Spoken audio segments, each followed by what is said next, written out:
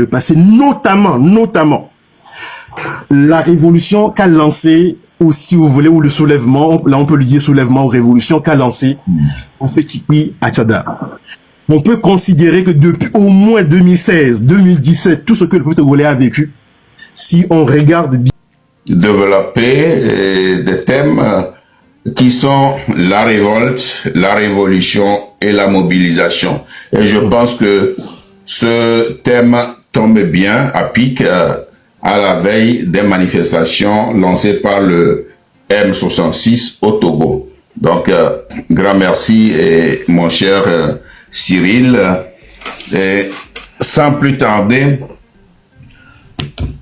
on va suivre une petite vidéo, bon, qui n'a pas nécessairement rapport au crime, mais qui n'a pas nécessairement rapport au crime, mais une petite manifestation de ces gens-là à Agnier.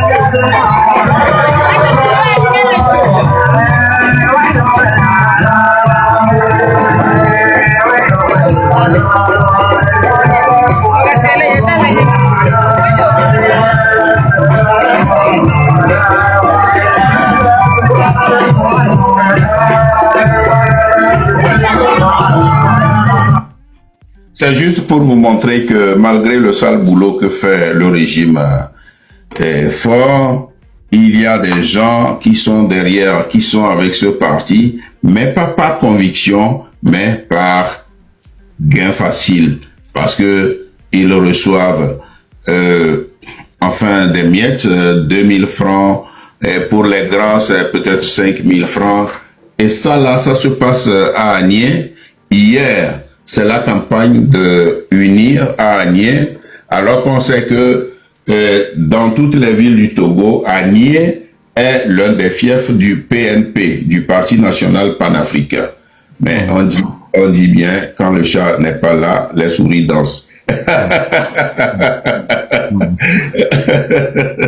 Donc, c'était pour nous mettre dans le bain, et évidemment tout le monde a écouté Amron, tout le monde a vu ses interventions, et lorsque Amron avait été arrêté, il a fait des déclarations, il a dit qu'il a reçu des injections, on l'a amené à Tchévier, et bien il a reçu des injections parce que le régime trouve qu'il est un détraqué mental, un gêné mental, et donc alors il est fou, on l'a amené là-bas et il a reçu des injections. Bon, et cela a fait que dans une de vos interventions et dans un de vos lives, vous avez dit que c'est un crime médical. Alors je voudrais vous poser la question, pourquoi crime médical? Pourquoi vous traitez cela comme crime médical? Est-ce que vous pesez bien vos mots? Merci beaucoup, cher René, pour cette question introductive. Je dois tout de suite dire. Docteur, j'ai oublié de vous présenter. Je voudrais préciser que docteur Cyril Kossi Gan Koku Polou est un docteur et il est professeur dans les sciences cognitives et psychologiques. Voilà ce que j'ai voulu faire, la présentation du docteur Cyril. Merci beaucoup. Alors, répondez à la question. Merci pour cet élément de présentation. Effectivement, je pense que toutes les conditions sont réunies pour parler de crime médical. C'est un terme auquel nous ne sommes pas vraiment familiers au Togo. Je pense que si les Togolais et Togolaises étaient familiers déjà à ce thème-là, ils se seraient soulevés contre les traitements que subissent certains détenus politiques, certains prisonniers politiques. Je me suis posé la question pourquoi ce terme n'a souvent pas été utilisé dans des pays, dans des dictatures comme les nôtres, comme la nôtre précisément au Togo. Alors, ce que je dois tout de suite dire, c'est que la médecine moderne telle que nous la connaissons s'est beaucoup développée à partir du 19e siècle. La psychiatrie telle que nous la connaissons s'est beaucoup développée à partir du 19e siècle et jusqu'au 20e siècle. Or, si nous regardons bien, c'était vraiment la période des empires, la période des dictatures, des monarchies. Et très tôt, avec certaines expérimentations qu'on avait commencé à faire en médecine, en psychiatrie, en psychologie, des dictateurs ont tout de suite compris qu'on peut utiliser l'arme de la médecine, les armes de la psychiatrie pour tuer, pour torturer. Au lieu d'utiliser directement les armes létales, les fusils pour tuer, ils ont tout de suite compris qu'on peut utiliser, justement, comme je viens de le dire, des outils de la médecine, de la psychiatrie, de la psychologie, pour éliminer les opposants politiques, pour éliminer les dissidents politiques. Alors, donc on a vécu ça pendant très longtemps, on a vécu ça au 19e siècle, notamment au 20e siècle, et on a atteint le degré le plus élevé, le summum, sous la dictature d'Adolf Hitler. Évidemment, après Adolf Hitler, il y a eu également d'autres cas donc de crimes médicaux et ça continue jusqu'à aujourd'hui. Alors, dans le cas donc de l'utilisation de la psychiatrie, de la médecine pour torturer, pour tuer, pour éliminer les dissidents, cela, comme je l'ai précisé tout à l'heure, a atteint un niveau où, au moment où le régime hitlérien, donc le régime de dictature d'Adolf Hitler, chute, et là on est en Allemagne, n'est-ce pas? Oui. Le peuple a organisé ce qu'on appelle le procès de Nuremberg, oui, qu'on appelle encore le procès des médecins. Procès au cours duquel le peuple allemand a éliminé, a exécuté publiquement tous les médecins tortionnaires qui se sont mis du côté donc du régime donc d'Adolf Hitler. Pour que cela ne se reproduise plus jamais dans l'histoire, mais ce qui est quand même un vœu relativement pieux, en 1947, on a rédigé un code qui est la base même de la pratique de la médecine qu'on appelle le code de Nuremberg en 1947. Ce code édicte plusieurs règles à suivre, plusieurs procédures à suivre lorsqu'il s'agit de pratiquer les soins de santé sur des individus ou lorsqu'il s'agit de faire des recherches médicales sur des individus. En substance, le code dit ceci. On ne peut plus jamais dans l'histoire pratiquer des soins de santé sur des individus, faire des recherches en santé sur des individus sans le consentement de l'individu concerné. Si l'individu est un individu majeur, donc du coup il a 18 ans et plus, il doit pouvoir lui-même donner son consentement. S'il a 18 ans dépassé, mais qui n'est pas en pleine possession de ses moyens, là, dans ce cas, c'est seulement le juge du tribunal ou le procureur qui peut donner l'ordre pour qu'on puisse pratiquer les soins de santé sur la personne contre sa volonté, parce qu'on considère que dans ce cas, la personne constitue un danger pour elle-même et un danger pour la société. Si l'individu n'a pas 18 ans et qu'il est donc un mineur, il faut systématiquement et obligatoirement l'avis favorable de ses parents, l'avis favorable de ses tuteurs. Donc, c'est ça le socle même de toute la pratique de la médecine, en psychiatrie, en psychologie, dans tous les domaines de la santé. Or, quand le code dit ça, le code, on peut donner quelques exemples. Donc, j'ai parlé tout à l'heure donc d'expérimentation. On ne peut pas faire une expérimentation comme si la personne était une sorte de cobaye. On ne peut pas le faire. On ne peut pas fait une administration forcée des médicaments qu'on appelle les psychotropes. Donc, dans le domaine de la santé mentale, on parle beaucoup de psychotropes. On ne peut pas faire une administration forcée à cette personne-là, à des fins répressives. On ne peut pas faire un diagnostic fallacieux, c'est-à-dire on ne peut pas inventer un diagnostic ou formuler un diagnostic qui ne tient pas du tout la route. On invente tout simplement pour neutraliser le dissident politique, pour neutraliser l'opposant politique. J'invite tous ceux qui nous suivent, je pense qu'on est rentré vraiment dans le vif du sujet, j'invite tout le monde vraiment à faire l'effort de partager le live. Ou encore, un autre exemple, il ne doit pas avoir de complicité entre le professionnel de santé qui administre le soin à des actes de torture. Donc voilà quelques exemples justement qui définissent au fait s'il doit avoir crime médical ou s'il ne doit pas avoir crime médical. Maintenant, dans le cas d'espèce, pour Amron, il a plus de 18 ans. Oui. Et nous avons suivi son live, nous avons suivi son témoignage. On lui a imposé le diagnostic. On lui a dit que tu es fou, on va le dire comme ça pour l'instant, je vais expliciter plus tard.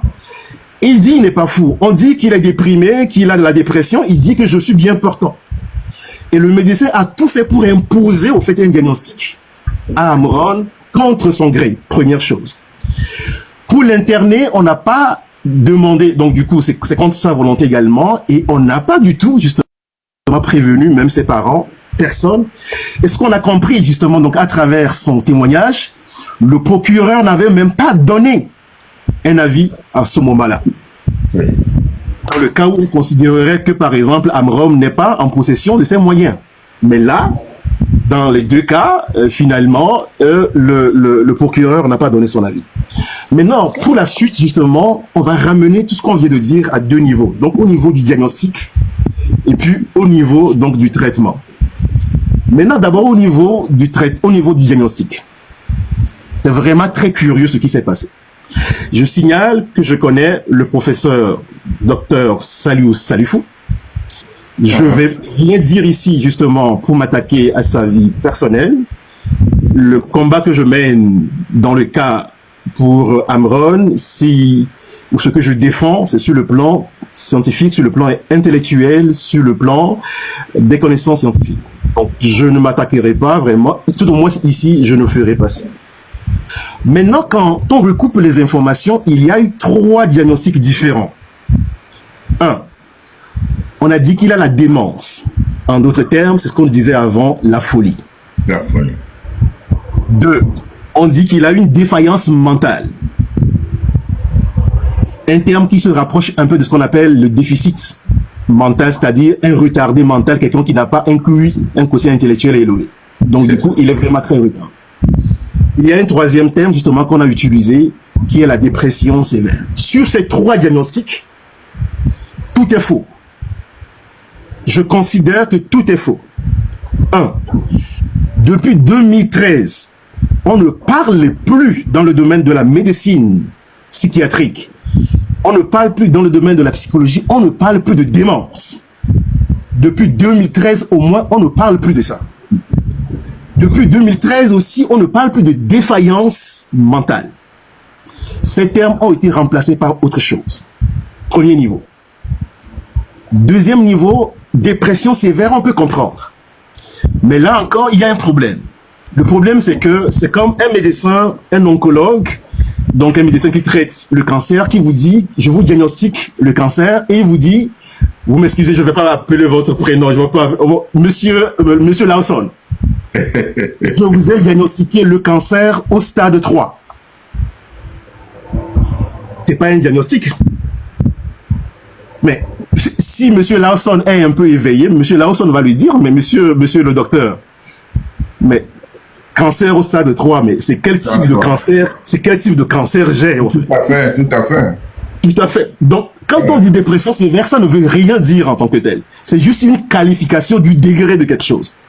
Mais la qualification du degré de quoi exactement? Donc, quand on prend la démence, ça veut dire au fait que la mémoire de la personne ne fonctionne plus bien. La personne n'a plus un bon langage. Le langage n'est plus articulé. La personne ne raisonne plus du tout bien. Ne raisonne plus bien du tout. Ou que la personne a des problèmes sur le plan de ses capacités sociales à interagir avec les gens. Amron que vous avez vu là, que nous avons vu l'autre jour là, est-ce que Amron a un problème de mémoire, celui qui était très lucide que nous avons vu là? Le monsieur là que nous avons vu, est-ce qu'il a eu un problème, est-ce qu'il a un problème de langage en termes de raisonnement, en termes de structure? Pas du tout. Non. Alors, qu'est-ce que moi j'ai fait quand j'avais réagi avant? J'ai été tout de suite prendre d'abord ces vidéos. Donc, j'ai analysé les dernières vidéos d'Amron avant qu'il ne soit arbitrairement arrêté. Pour voir si je peux, en observant, en lisant donc le non-verbal et le verbal donc d'Amron, si je pouvais observer que Amron avait justement des signes de dépression ou bien des signes de folie. Donc, au niveau de la démence, il n'y a pas du tout justement donc même à discuter pendant très longtemps. Si nous prenons au niveau de la déficience mentale, comme je vous l'ai dit tout à l'heure, donc il a un QI qui est inférieur à 80 en fait. Dans ce cas, on parlera justement. Oui, allez-y, monsieur. Oui, appuyez sur le cœur en haut, à côté de mon nom là. Tout ça là pour stabiliser le live. Le cœur en haut à côté de mon nom. Télécharger VPN, hein. On n'est pas au Togo, hein. Au Miarlona connexion. On a étranglé la connexion. Ah oui. C'est ça. Donc, si on continue, si vous voulez qu'on continue, donc du coup, si on regarde tous ces éléments-là, le monsieur n'a aucun signe de ça. Qui plus est, les troubles de démence ou de défaillance mentale, un psychiatre comme le professeur docteur Salius ne peut pas traiter lui seul ces troubles de santé-là. Lui seul ne peut pas les traiter. Et le psychiatre, dans ce cas, pour traiter la démence ou traiter la défaillance mentale, il faut au moins un neurologue à côté, il faut un éducateur spécialisé à côté, il faut des psychologues également à côté pour traiter ce genre de cas. Donc du coup, vous voyez, on signale le live, on a signalé le live. Ouais. On a signalé le live.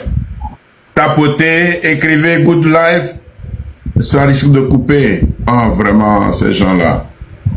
Mais vous ne partirez pas, si on coupe entièrement le live, vous ne partirez pas. Le live prend fin. Oh. Oui, je m'en doutais bien, je savais très bien qu'on serait attaqué.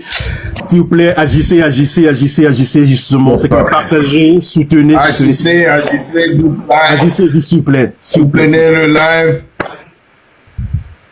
Soutenez, agissez. Ah, man. Wir haben in Aktivität in deinem aktuellen Live festgestellt. Schließe die für... Ah, man.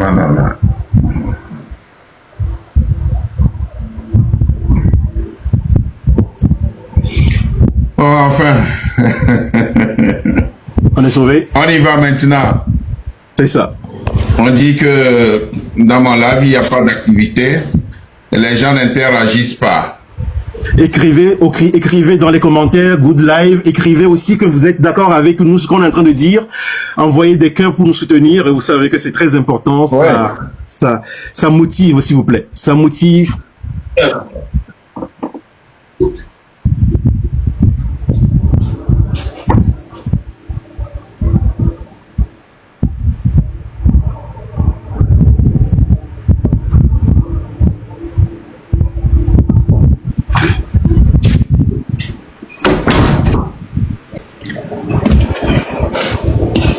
Merci beaucoup. Avec les explications du docteur Popopolou, vous voyez que au pays on fait du n'importe quoi. Oui. Et on prend une personne, on l'amène, tout de suite on commence par l'injecter. Exactement. C'est pas normal. Vous voyez que les gens font du n'importe quoi au pays. C'est-à-dire nos vies ne signifient rien pour eux. C'est ça. Donc, vous voyez, et c'est pour ça que moi je dis que les cerveaux togolais sont chassés du pays, Oui. ou bien s'ils ne sont pas chassés, mais qui vivent dans la diaspora, ne peuvent pas retourner au pays pour mettre au service de la nation les connaissances acquises. Vous voyez l'aisance avec laquelle Dr Cyril vous parle. Vous voyez l'aisance. Voilà, la fuite de cerveau. Des gens comme ça devraient être au pays pour se mettre au service de la nation. Mais malheureusement non. Mais je crois que ça viendra. Ça viendra, Inch'Allah, ça viendra. Donc, oui, c'est ça. Donc, justement, pour finir rapidement, donc, le premier tableau, donc, de l'évaluation ou du diagnostic. Donc, ça veut dire que si je vous ai parlé, donc, de trois chapeaux, 3 noms, donc, 3 maladies qu'on a diagnostiquées au même moment pour une même personne, au fait. Et là, donc, si on élimine, au fait, les 2 premières appellations dont je viens de parler tout à l'heure, il reste seulement la dépression. Or, pour diagnostiquer la dépression, il y a essentiellement 8 symptômes. Donc, comme je vous ai dit, j'ai pris les vidéos d'Amron, j'ai analysé de bout en bout. À la limite, Amron coche un seul symptôme. À la limite, 1 ou 2 tout au plus. Et ça ne suffit pas justement pour diagnostiquer la dépression à une personne. Et à ce niveau, je vais faire 2 observations. Au fait, Amron, le seul symptôme qui était dans son regard, c'était la tristesse. Mais le type de tristesse qu'il avait dans son regard, parce que je sais pas qui lui avait posé la question dans un live, il a dit tout de suite, non, j'ai pas la dépression. Et il continue en disant que, même si j'avais la dépression, cela se justifie en voyant les injustices sociales qu'on vit au Togo. Il y a de quoi justement donc être déprimé. Le seul symptôme que vous pouvez lire dans le regard d'Amron, c'est même pas la tristesse, ce qu'on appelle la douleur morale. Cela est différent de la tristesse. Voyez-vous? Donc, à partir de ça, cela ne suffit pas pour faire un diagnostic. Et ce qui est extraordinaire avec Amron, c'est qu'il a gardé une très bonne lucidité de toutes les questions pratiquement qu'on lui a posées, le docteur lui a posées. Et là où c'est encore pire, c'est très simple, mais pire, c'est que le médecin lui a demandé, est-ce que tu as des pensées suicidaires et tout ça? Amron lui répond en disant que pour des raisons de conviction religieuse, lui, il ne peut pas justement chercher à se donner la mort, et cela ne lui est jamais passé par l'esprit de se donner la mort. Mais le médecin renverse la tête justement donc de cette question pour lui dire qu'il a ce qu'on appelle, et ça c'est extraordinaire que Amron ait gardé ça dans sa mémoire. Il lui a dit non, bon oui d'accord, même si tu n'as pas ça, tu as à peu près ce qu'on appelle le suicide équivalent. C'est très dangereux. Le suicide équivalent signifie par exemple que je ne vais pas vraiment mourir, me mettre la corde au cou pour me donner la mort, mais par exemple, je refuse de manger du tout, et je dépéris pendant plusieurs jours par exemple. Ou encore que je prends ma voiture et je me mets sur la route et je vais à vive allure pour me donner inconsciemment la mort. Mais dans aucun cas, Amron ne présente ces éléments-là. Là, c'est comme si le médecin cherche toujours au fait quelque part un alibi, un prétexte pour imposer le diagnostic au fait. Oui. Et c'est ça justement ce que le médecin a fait. Donc de bout en bout, et je défie quiconque, je défie si cela advenait, qu'on discute sur le plan clinique, sur le plan intellectuel, je ne suis pas sûr que voilà, ça pourra tenir, les arguments pourront tenir.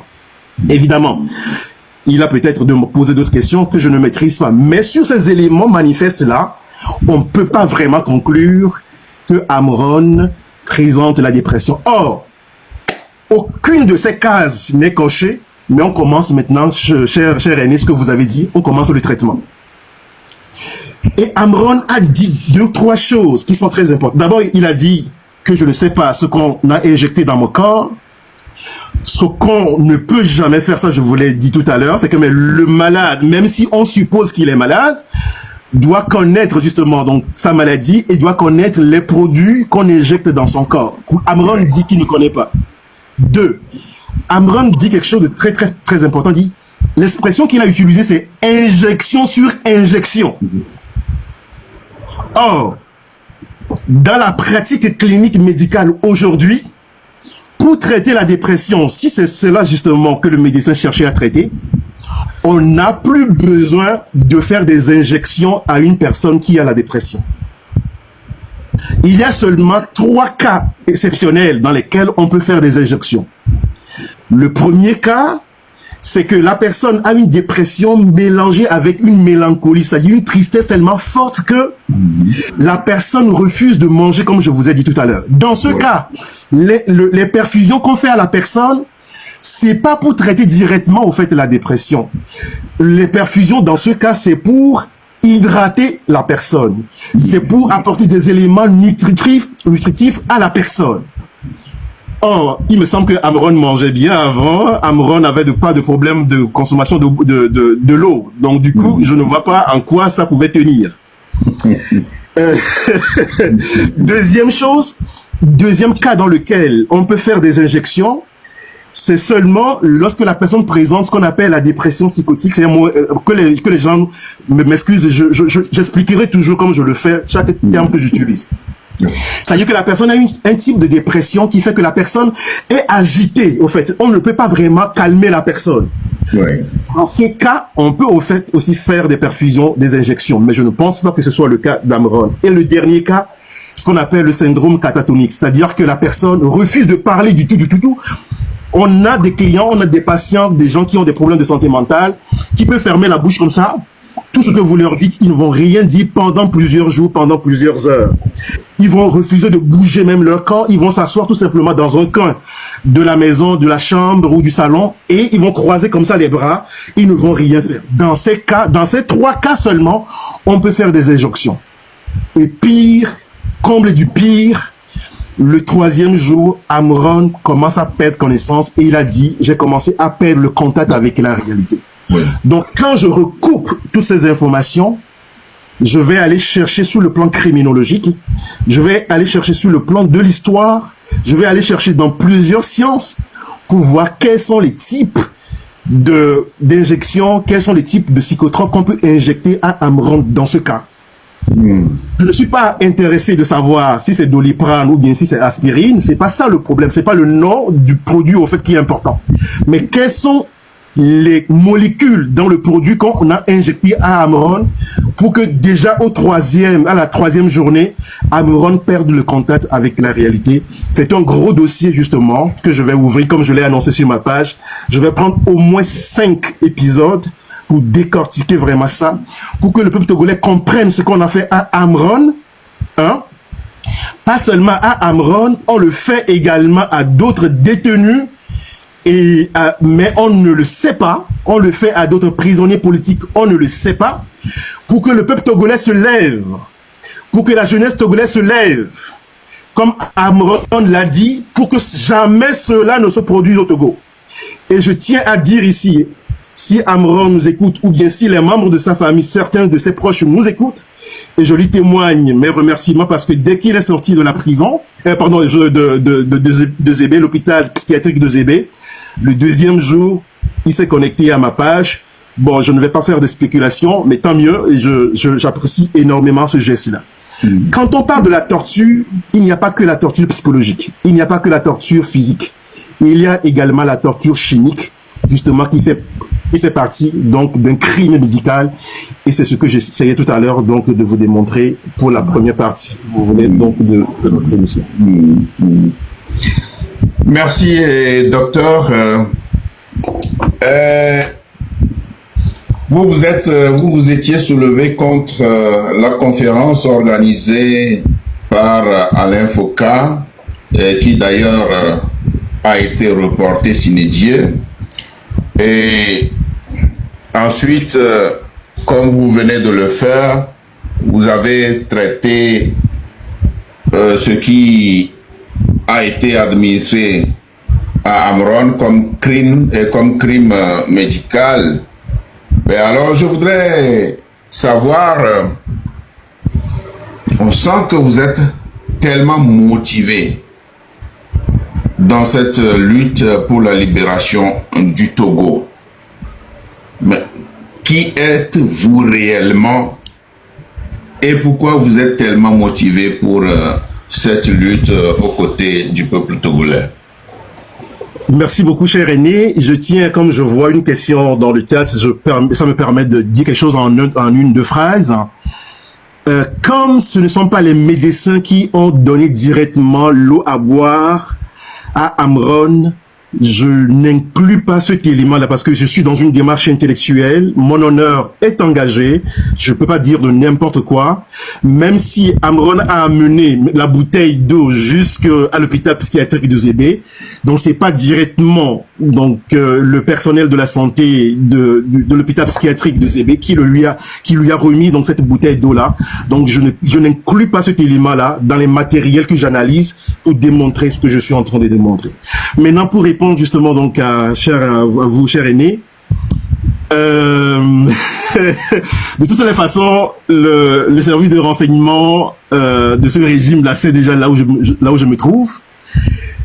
Donc j'ai pas peur pour quoi que ce soit. Ils ont déjà quand même commencé à me menacer donc au niveau de mon université. Donc je suis au Canada aujourd'hui. J'ai enseigné en France pendant plusieurs années, 4 ans et demi, avant donc de venir m'installer ici, aussi au Canada, où pratiquement je compte au moins 9 à 10 années donc d'enseignement à l'université. Mais cela dit, je suis togolais, je suis africain d'origine togolaise, je suis de la préfecture de Zio.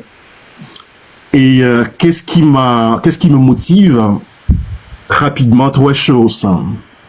La première, quand on était au CP3, c'est-à-dire CE1,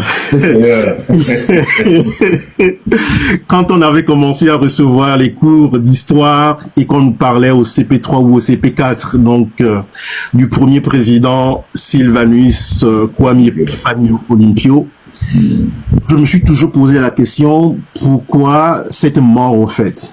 Et surtout quand on nous disait que c'était un intellectuel, c'est quelque chose que j'avais jamais compris. Première chose, pour aller rapidement. Deuxième chose, j'avais encore 9 ans, à peine 9 ans, 10 ans, quand on était dans les 9 ans, quand on était dans les conférences nationales, la conférence nationale. Et quand ma mère était institutrice, donc aujourd'hui à la retraite, on écoutait beaucoup la radio. Et j'ai été fasciné par l'intelligence de monsieur Tavio Amora. Ouais.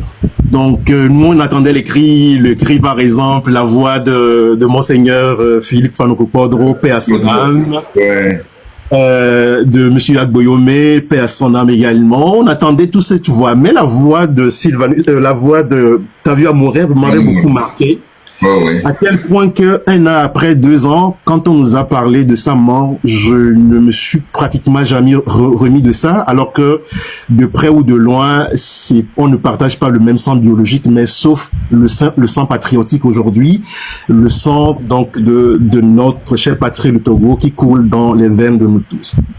Et comble de tout, en 2007, c'est la mort de monsieur Akouche Agbobli.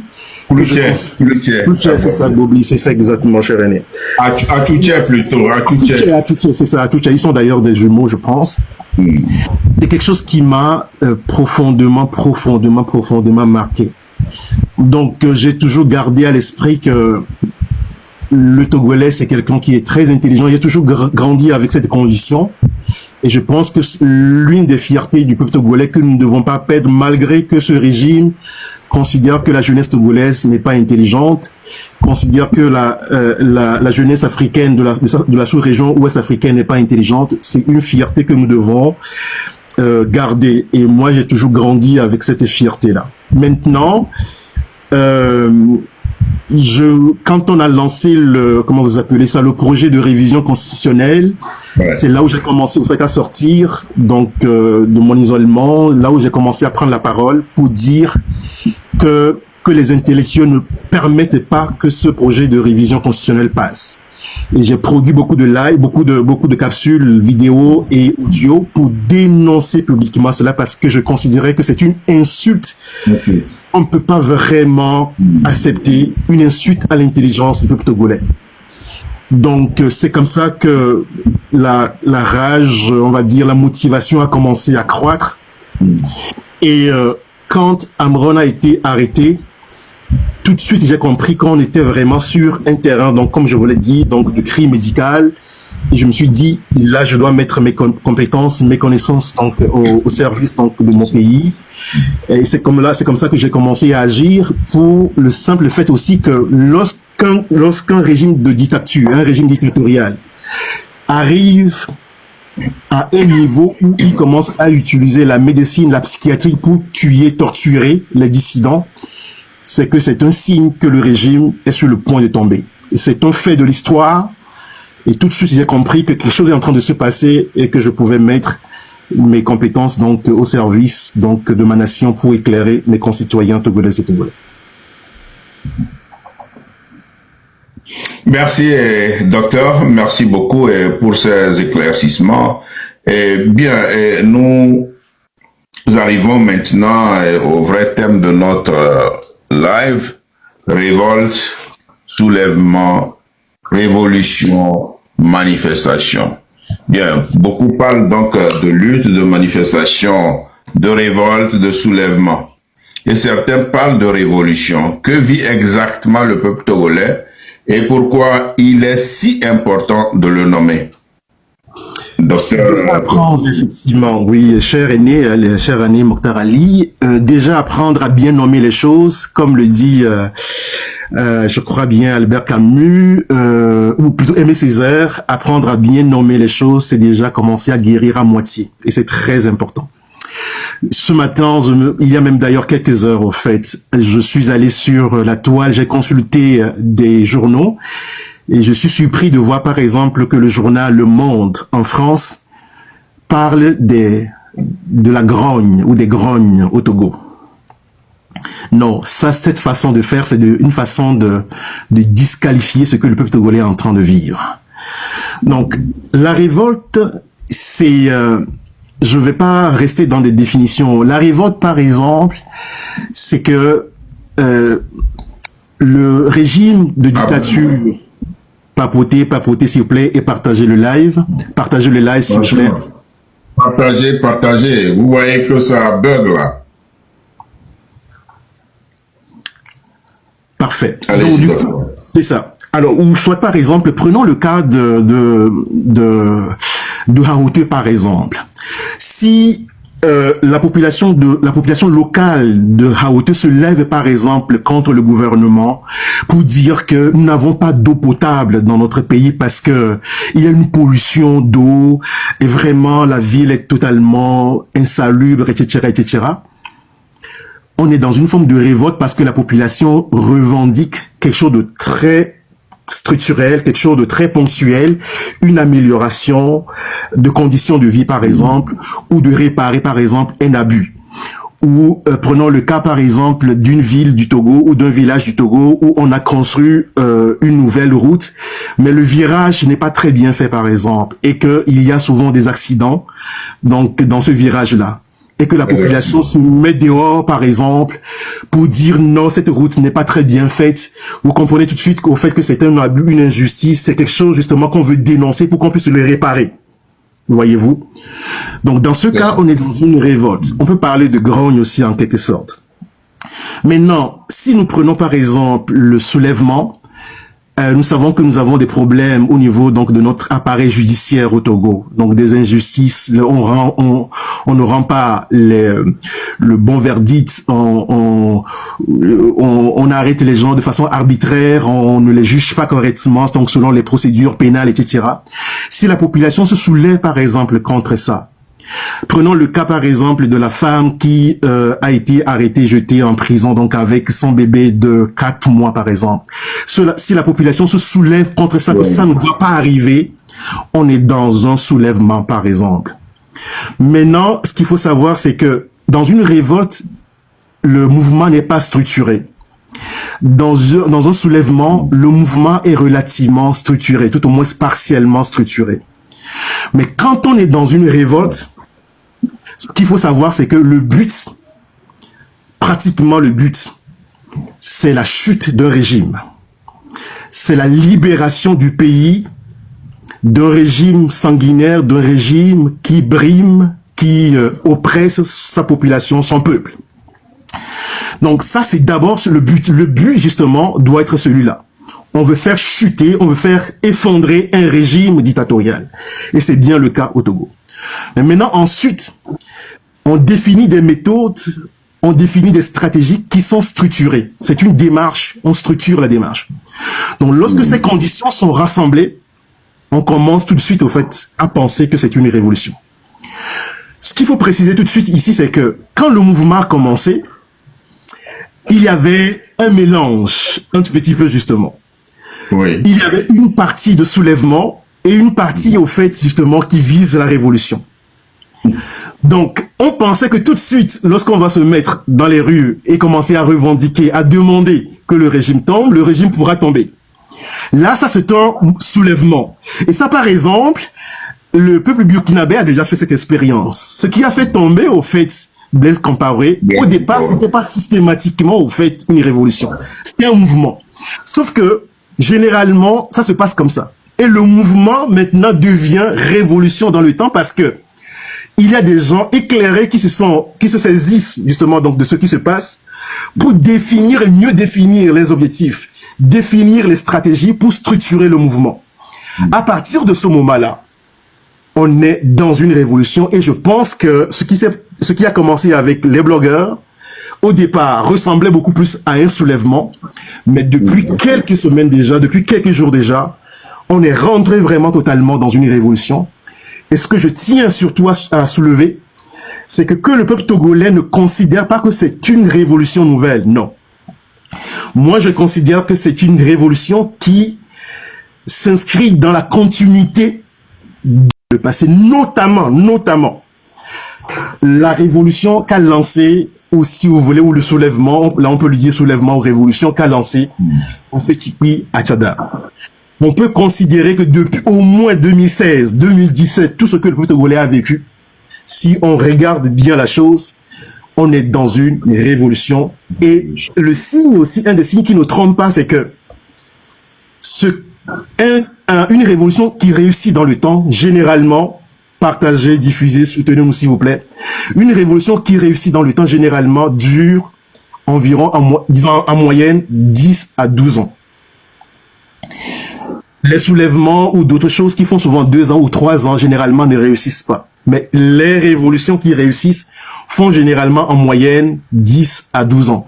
Mais si on compte effectivement ce qu'on a vécu en 2016-2017 avec Tikpi à Tchada et on regarde la chose, on regarde ce qu'on est en train de vivre aujourd'hui comme une continuité de ce combat-là, de cette lutte-là, on est en droit de parler effectivement donc d'une révolution et on est dans la même trame, trame de durée. Donc on peut même considérer que si le peuple togolais se mobilise comme cela se doit, le fruit est mûr pour tomber. Sinon, la question que j'avais à poser, est-ce que la révolution, est-ce qu'elle a une limite dans le temps? Mais vous venez de dire que, bon, en fait, avec ce que le PNP a fait en 2017, enfin 2016, 17, 18, bon, c'est à peu près un début de révolution et viennent s'ajouter les manifestations du 6, du 26, 27, 28 et puis aujourd'hui et demain 16 et 17 juillet. Donc, ça montre que le peuple est réellement dans la révolution. Dans la révolution, dans la lutte depuis. Reste à savoir combien de temps cela prendra encore. Vous parlez de 20 ans. Est-ce que pour le cas du Togo, vous pensez que cette révolution va perdurer? Elle va durer jusqu'à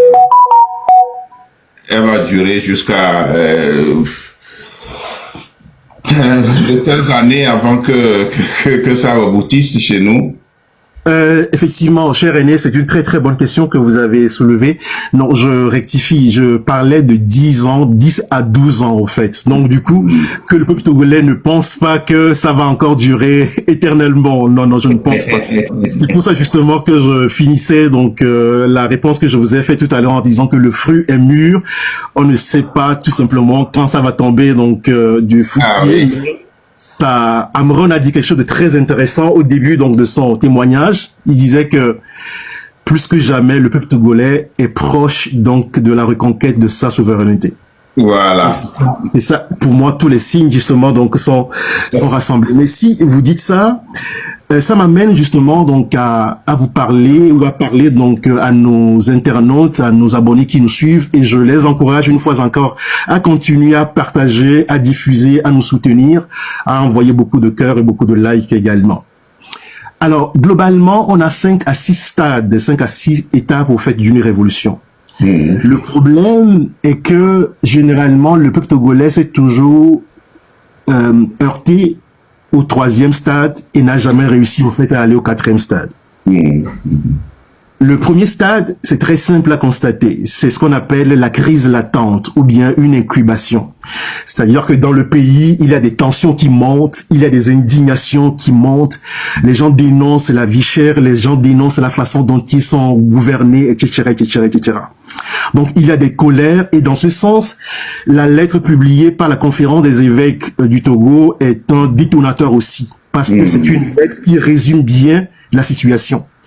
Donc, cette phase, ce stade-là, le peuple togolais l'a toujours vécu. Et puis, le régime a toujours tout fait pour étouffer, justement, donc, le peuple togolais, donc, dans cette étape-là, dans ce stade-là. Deuxième stade ou deuxième étape, c'est ce qu'on appelle tout simplement la manifestation des symptômes. C'est là où les gens commencent, au fait, à avoir les premières protestations. Donc, les gens descendent dans les rues, pour revendiquer, pour crier, pour exprimer, justement, donc, leur ras-le-bol. Quand nous prenons par exemple la révolution tunisienne, cette phase a été atteinte par exemple avec l'immolation, donc le jeune Bouazizi, justement Bouazizi, qui s'est jeté par exemple dans le feu. Et ça a provoqué vraiment tout un soulèvement général au niveau national. Voyez-vous? Donc, quelque chose qui commence petit à petit, et puis il y a un détonateur qui vient. Il y a un séisme qui vient, pour reprendre un peu les propos de monsieur Marc Nda, par exemple, même si je partage pas toutes les approches avec lui, mais c'est pas ça l'enjeu majeur, mais il parle souvent justement de détonateur ou de séisme. Donc, il y a un premier séisme qui vient, et ici, dans le cas d'espèce pour le peuple togolais, c'est l'arrestation d'Amron. Et là, Amron, on l'a vu, il a vraiment bien calculé justement donc le coup. Et il s'est offert, comme il a dit lui-même, un sacrifice. Attendez d'abord. Voilà, allez-y maintenant. Je crois que tapotez s'il vous plaît, tapotez. Ça bug. Allez-y, docteur.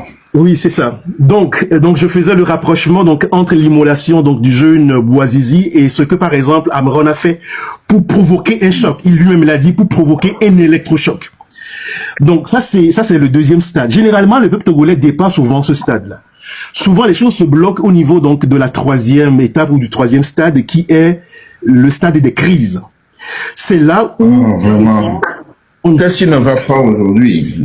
Ouais.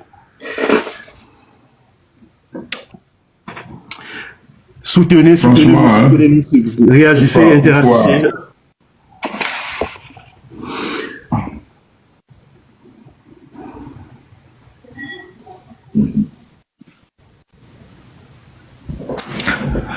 S'il vous plaît, soutenez, je vous en prie, soutenez le live. C'est très intéressant ce que nous faisons aujourd'hui. Hein? C'est vraiment intellectuel. Hein? Ce live, c'est de haute qualité, je vous en prie. C'est ça. Donc, on va avancer petit à petit, voir comment est-ce que ça donne. Soutenez-nous, s'il vous plaît. Ne baissez pas les bras, ne baissez pas de vigilance, s'il vous plaît. Retenez que c'est souvent vous qui faites même l'émission, en fait. C'est vous qui faites l'émission. Sans votre soutien, sans votre geste civique et tout ça, chaque fois que vous vous connectez à un live, vous ne devez pas baisser de garde, vous ne devez pas baisser de vigilance. Partagez, soutenez. Et ça, c'est les gestes les plus simples, justement, qu'il faut garder à l'esprit. Voilà. Et donc, là, présentement, si on calcule, on regarde bien, le peuple togolais, là, présentement, vient de bien réussir ce stade-là, tout simplement. Et rentre maintenant, donc, dans la troisième étape, le 3e stade, qui va venir, qui est l'étape des crises. L'étape des crises, c'est là où maintenant on va commencer à avoir des blocages partout. Et il faut que cela advienne. Et il faut que le peuple togolais s'apprête à ça. Qu'il va avoir des grèves dans tous les corps, en tout cas dans la plupart des corps de métier. Et il faut que cela arrive, une fois encore. C'est là où on va commencer à avoir des mobilisations massives. Parce que des événements vont se produire justement pour galvaniser le peuple togolais, pour sortir nombreux justement donc dans les rues, pour maintenant dire, maintenant je surmonte la peur, je transcende la peur, il faut que maintenant ce régime tombe. Et à ce niveau, quelque chose de très important, c'est le nombre. C'est en ce moment que les gens sortent nombreux. J'aurai l'occasion donc de revenir là-dessus. J'ai vu justement qu'il y a un changement dans la mentalité du peuple togolais après le live, après le témoignage d'Amron. Il y a quelque chose qui est en train de se produire maintenant, qu'on va quand même observer dans les jours qui viennent, mais qui est quand même qui sont des signes vraiment positifs, annonciateurs vraiment que quelque chose va se déclencher pour que le peuple maintenant aille vers ce qu'on appelle le basculement. C'est dans le basculement maintenant que le régime va tomber. Si le régime tombe, c'est pas la fin de la révolution. Il y a d'autres étapes, mais si vous voulez, on va peut-être pas vraiment trop s'attarder là-dessus parce que ce qu'on nous visons dans l'immédiat, là, on pourra peut-être organiser d'autres rencontres, mais ce que nous visons d'abord, c'est la chute. Mais c'est pas la destination, c'est pas le terminus. Le terminus, c'est le changement du Togo, c'est tout le régime qui doit quitter. Donc le peuple togolais est en train présentement d'avancer dans le 3e stade. Et lorsque les manifestations vont être vraiment de haut niveau, les gens vont commencer à sortir nombreux. Là, on va voir justement entre fort et le peuple qui est plus fort que qui au fait. Donc c'est ça. C'est le peuple qui est plus fort que fort. Ils font des slogans oiseux, des slogans creux de sens. Voilà. Et bien, si nous parlons de révolution populaire, mon cher docteur, et que nous disons qu'elle est structurée, et cela sous-entend beaucoup de choses, à l'heure actuelle, est-ce qu'elle est réellement structurée telle que nous la voyons? Les blogueurs à la tête du M66 ne veulent pas de leader à la tête de la révolution. Bon. Est-ce que la révolution populaire togolaise peut être structurée malgré cette position de nos jeunes frères? Je ne sais pas comment vous avez fait, mais les questions sont vraiment très élevées aussi. Je tiens à dire tout de suite que chaque fois que je sors dans mes lives, j'ai toujours manifesté mon soutien à 200%, à 1000% à ce que font les blogueurs. C'est que le problème du Togolais, c'est que il est dans la situation actuelle, il est coincé dans l'urgence et il est très pressé au fait. Donc le peuple togolais a mis cette pression sur les blogueurs tout de suite dès le départ. Deuxième chose qu'il faut considérer, c'est que les blogueurs ont fait une petite erreur. Celle que ils sont toujours des blogueurs. Ils n'ont pas compris que c'est pour ça que j'ai dit qu'au départ, ils étaient plutôt dans l'esprit d'un soulèvement. Donc leur rôle, c'était de mobiliser les Togolais, mobiliser la foule pour que les gens descendent et puissent, voilà. C'est ça. Donc, idéalement, ils auraient dû normalement bénéficier très rapidement d'un encadrement pour qu'ils puissent changer au fait de rôle d'identité. C'est-à-dire qu'ils quittent l'identité de blogueur, et c'est ça qu'on leur reconnaît, effectivement, pour devenir normalement ce qu'on peut appeler des leaders de mouvement.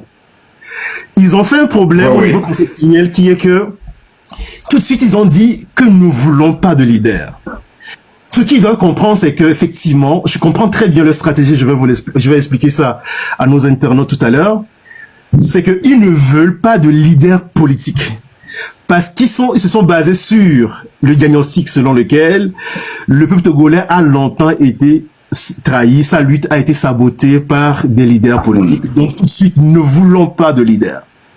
Or, comme vous le savez, cher aîné, il n'y a aucun groupe, aucun mouvement qui ne puisse être au minimum structuré. On a besoin d'un minimum de structuration.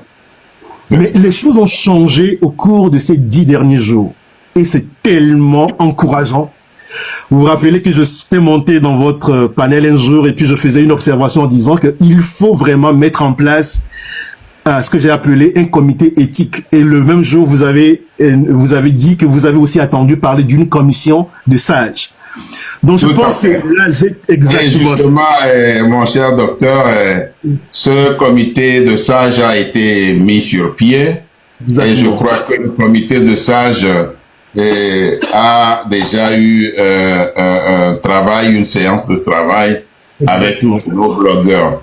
Et ce qui est encourageant, c'est que nos jeunes blogueurs ont essayé de créer un mouvement. Exactement. Et c'est une information que je vous apporte pour que les gens soient vraiment contents.